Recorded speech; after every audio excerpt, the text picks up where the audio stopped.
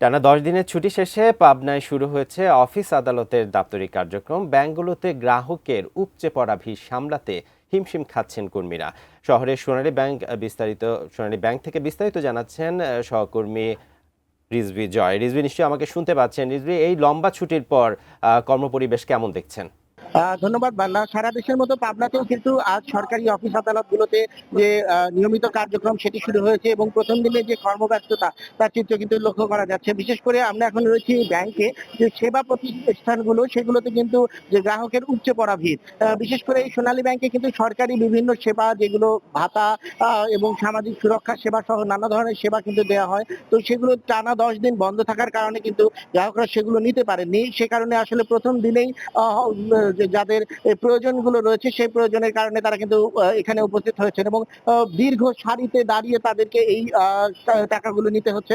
আমি কথা বলেছি এই ব্যাংকের কর্মকর্তাদের সঙ্গে, তারা বলেছেন যে শতভাগ উপস্থিতি কিন্তু রয়েছে, কিন্তু তারপরেও আসলে যে পরিমাণ গ্রাহকের চাপ, সেই চাপ সামলাতে তাদের হিমশিম খেতে হচ্ছে। তো কিছুক্ষণ আগে একজন গ্রাহকের সাথে কথা হয়েছে আমাদের, তিনি জানিয়েছেন যে তার ন্যূনতম একটি সেবা পেতে দীর্ঘ সারিতে দাঁড়িয়ে কমপক্ষে ১ ঘন্টার মতো সময় লাগছে।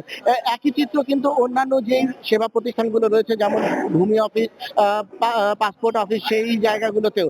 তো সব মিলে আসলে এই দীর্ঘ ছুটির একটি প্রভাব কিন্তু প্রত্যেকটা অফিসেই লক্ষ্য করা যাচ্ছে। এর পাশাপাশি সড়কগুলোতেও, এই অফিসগুলোর আশেপাশে যে সড়কগুলো রয়েছে সেগুলো কিন্তু তীব্র যানজটে, এই তীব্র তাপদাহের মধ্যে মানুষকে ব্যাপক ভোগান্তি পোহাতে হচ্ছে। না, এই ছিল আমার কাছে পাবনার প্রথম দিনের যে দাপ্তরিক কার্যক্রম শুরু ঈদের ছুটির পরে সেটি সর্বশেষ খবর।